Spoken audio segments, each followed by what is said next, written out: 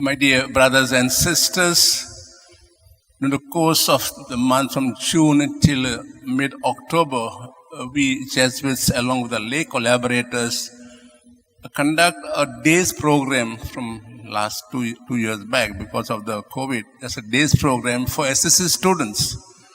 This program was begun by Father George Dissa, who was the founder of the Youth Formation Movement. I don't know if any of you have come here for this program earlier in the past. Earlier, students from all over Goa will come here. But now we have only one day program from morning 8:30 till around 5:30 or so. For this program, we try to orient them through life. They're all SSS students. And in the course of the day, we try to fulfill, by giving various inputs, 4 hungers or 4 thirsts every human being have. Midday, we give them lunch. We fulfill their physical hunger. We give them input about prayer, how they should be totally united with God day in, day out, how to make the best of the day. That is spiritual hunger. We give them input also, intellectual hunger, in the sense of yesterday I asked the boys 2 days back, from 10 years from now, what do you see of yourself? Where do you place yourself? Some say, I will be a doctor, I'll be an engineer, and so on. So we try to fulfill also their so-called hunger of the mind. And we also try to fulfill the hunger of the heart, making them feel at home here. That this is where they come, they spend this is their home here. So every human being has so-called these 4 types of hunger. Of course, there are many more so. According to the anatomy, there are 5 hungers. Hunger of the eyes, hunger of the fingers, hunger of the... and so on. I'm sure all of you agree we have basically 4 hungers. And all of us make attempt to fulfill them. If one hunger is not met, suppose if we are hungry, we cannot concentrate on the study, we cannot pray, and we cannot be...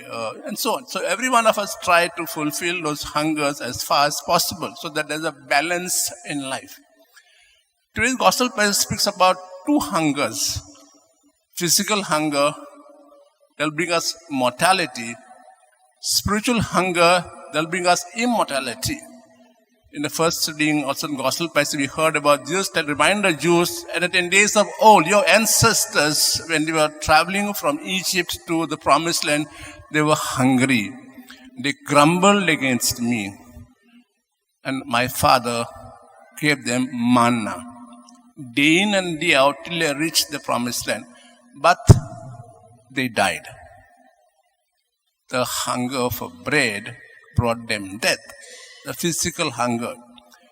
Jesus speaks about us. He says, I am the living bread come down from heaven. If you eat this bread, my body, and drink this blood, my flesh, you will get eternal life, immortality. Let's reflect on this so-called this statement of Jesus, day in and day out. On Sundays, we come and participate in the Eucharist and fulfills our spiritual hunger for immortality. In the Gospel, Jesus says 4 things will happen to us when we take in this spiritual hunger, when we take in the Eucharist. First is, we become one with Christ. I abide in you and you in us. When we take the spiritual bread, the Eucharist, Christ and we become one. Secondly, which follows from this is, his thoughts and our thoughts become one. Because we become another Christ in this world. The Christ's thoughts, Christ's sentiments, Christ's feelings should become our feelings. Just as I was living on the earth for public ministry for 3 years, here compassion in the crowd and so on. And you went out. So when we take in Christ day in, day out of the Eucharist, and he becomes one and we become with him, are we having Christ's thoughts and having feelings? The third is, our life becomes fruitful. A branch of a tree cannot bear fruit without being attached to the stem of the tree.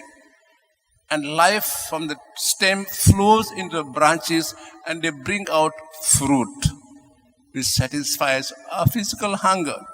So too, when we abide in Christ and He in us, when we have His life, our life should become fruitful. We should produce good works. Do we do that? Sometimes remarks are made after we leave the church. Moment we're outside and the world outside, we are ourselves, not another Christ. And the last thing is the spiritual food. St. Ignatius of Antioch says is like a medicine for immortality. Pope Francis will say it's a spiritual nourishment for our journey on earth. Just as we need medicines regularly when we fall sick or for vitamins as we live, move on. So we need this medicine to say regularly. It's not enough to come just once a week. But as far as possible, if the church is close to us, if we are possible, we should take part in the Eucharist regularly. It becomes a medicine for immortality. So let's do it then as we reflect on the spiritual food of our journey on earth. How much have we benefited from it? Has our life transformed? Or are we the same as we leave the porticos of this basilica, of our churches, chapel, or any place we go for the pilgrimage? Do we come back renewed and refreshed? Does it show into our day-to-day life?